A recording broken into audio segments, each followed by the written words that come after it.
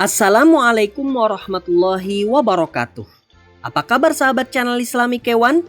Jumpa kembali dengan kami pada program Rangkuman dan Pembahasan Penilaian Harian Pelajaran Agama Islam Kurikulum 2013 Kelas 6 SD Semester Ganjil, yang kali ini membahas topik memahami kisah keteladanan Nabi Muhammad SAW. Sebelum kita mulai, mari kita awali dengan membaca basmalah. Bismillahirrahmanirrahim. Rangkuman. Teman-teman sahabat channel Islami Kewan, berikut adalah rangkuman pembahasan topik kita hari ini. Memahami kisah teladan Nabi Muhammad SAW. 1. Kejujuran dan kasih sayang Nabi Muhammad.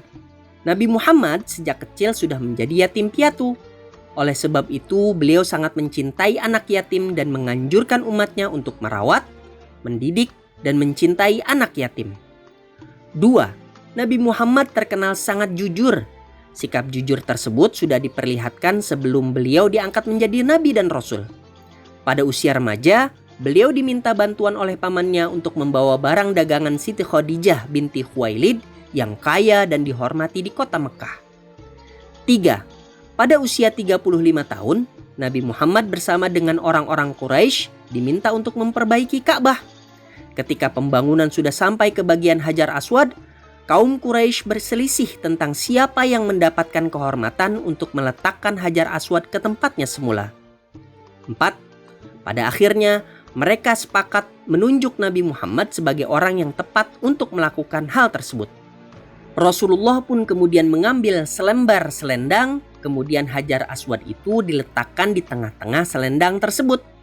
Beliau lalu meminta seluruh pemuka kabilah Quraisy yang berselisih untuk memegang ujung-ujung selendang itu. Mereka kemudian mengangkat Hajar Aswad itu bersama-sama. Setelah mendekati tempatnya, Nabi Muhammadlah yang kemudian meletakkan Hajar Aswad tersebut. 5. Ini merupakan jalan keluar yang terbaik. Seluruh kabilah setuju dan meridhoi jalan keluar ini. Mereka pun tidak jadi saling menumpahkan darah. Sejak saat itu beliau dikenal di antara kaumnya dengan sifat-sifat yang terpuji. Para sahabat dan pengikutnya sangat menghormati dan mencintai beliau, sehingga beliau diberi gelar Al-Amin, artinya orang yang dapat dipercaya. 6. Selain memiliki sifat jujur dalam berdagang dan bergaul, Rasulullah SAW pun sayang terhadap keluarga dan orang-orang di sekitarnya. Pada zaman jahiliyah, penduduk Mekah tidak menghargai anak perempuan. Namun Nabi Muhammad justru menggendong putrinya Fatimah yang masih balita sambil tawaf atau mengelilingi Ka'bah. 7. Begitu pula setelah Fatimah dewasa dan dikaruniai anak, Rasulullah menyayangi cucunya yang bernama Hasan dan Husain. Rasulullah juga tidak pernah menyakiti hati orang lain. Hal itu dapat dibuktikan dalam hadis beliau yang artinya, barang siapa yang beriman kepada Allah Subhanahu wa taala dan hari akhir, maka hendaklah ia berkata yang baik atau diam. Hadis riwayat Al-Bukhari dan Muslim. 8. Kepedulian Nabi Muhammad bukan hanya pada ibadah seperti sholat, tetapi beliau pun peduli terhadap lingkungan hidup.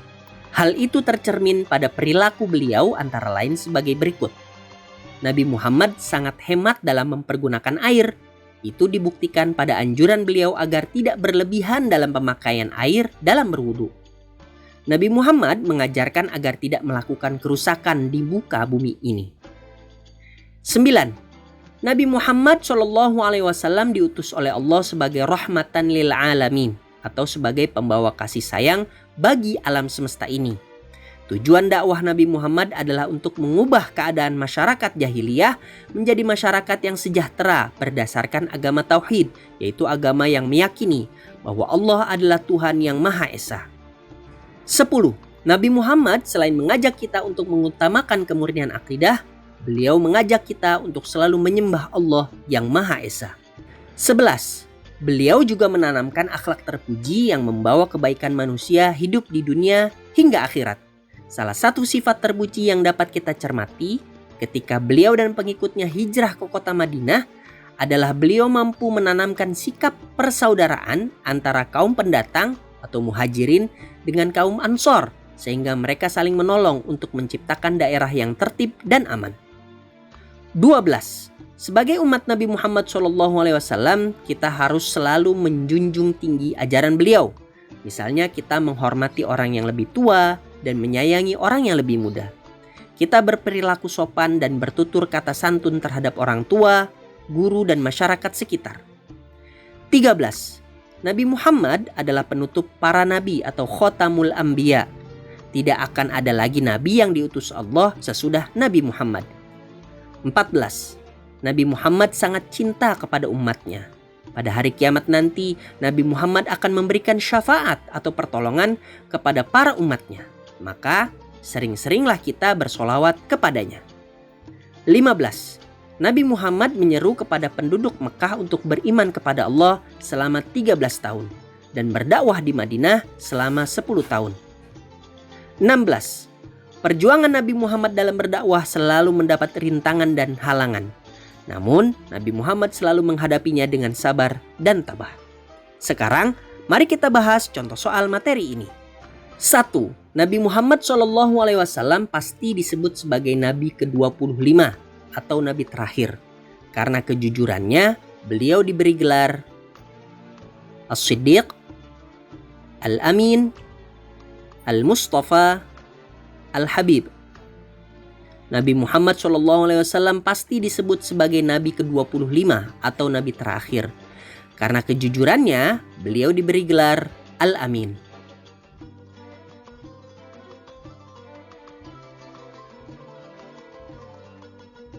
2. Nabi Muhammad SAW adalah teladan kebaikan bagi seluruh umat manusia atau disebut Khatamul Anbiya, Anbiya wal Mursalin, Uswatun Hasanah, Rahmatan lil Alamin. Nabi Muhammad SAW adalah teladan kebaikan bagi seluruh umat manusia atau disebut Uswatun Hasanah.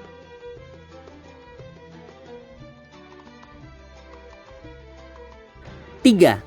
Nabi yang menjadi Khatamul Anbiya adalah Nabi Sulaiman alaihissalam, Nabi Musa alaihissalam, Nabi Isa alaihissalam, Nabi Muhammad sallallahu alaihi wasallam.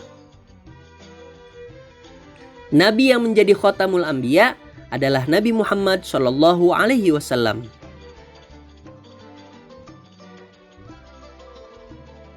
4.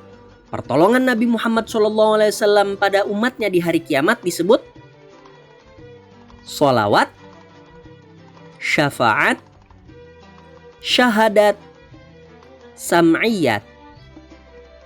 Pertolongan Nabi Muhammad SAW pada umatnya di hari kiamat disebut syafaat.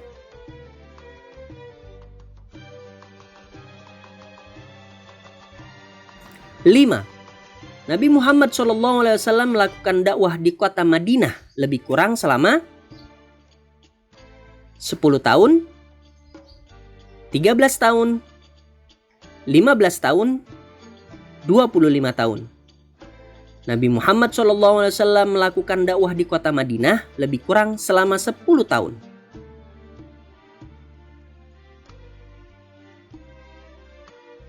6.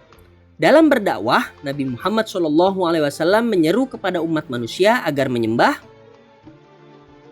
Ka'bah, Allah Subhanahu wa Ta'ala, berhala, Taghut. Dalam berdakwah, Nabi Muhammad SAW menyeru kepada umat manusia agar menyembah Allah Subhanahu wa Ta'ala.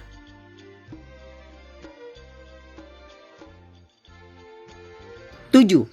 Sikap Nabi Muhammad SAW dalam menghadapi ancaman, hambatan, dan tantangan kaum kafir ketika berdakwah adalah sabar dan tabah, pesimis dan marah, putus asa dan takut, dendam dan marah. Sikap Nabi Muhammad SAW dalam menghadapi ancaman, hambatan, dan tantangan kaum kafir ketika berdakwah adalah sabar dan tabah.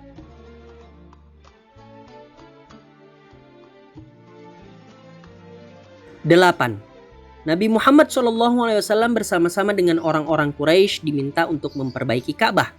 Ketika pembangunan sudah sampai ke bagian Hajar Aswad, bangsa Quraisy berselisih tentang siapa yang mendapatkan kehormatan untuk meletakkan Hajar Aswad ke tempatnya. Usia Nabi pada masa tersebut adalah 31 tahun, 32 tahun, 34 tahun, 35 tahun. Usia Nabi Muhammad pada masa tersebut adalah 35 tahun.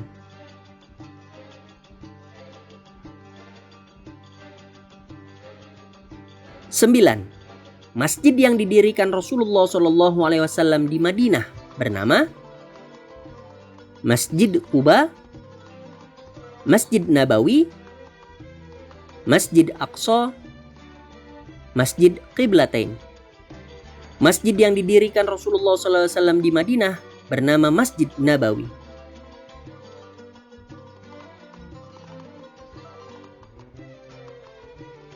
10. Nabi Muhammad SAW sangat hemat. Itu dibuktikan pada anjuran beliau agar tidak berlebihan dalam segala hal.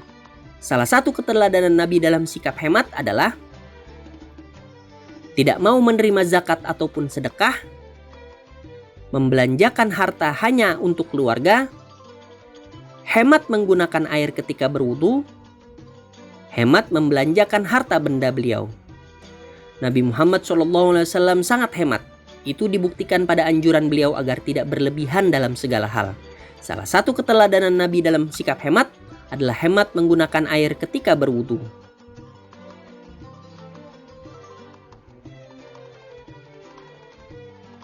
Teman-teman sahabat channel Islamic Kewan, begitulah pelajaran kita pada hari ini. Jangan lupa melihat video kami yang lainnya. Kalian dapat berlatih secara mandiri dengan mendownload file pada deskripsi.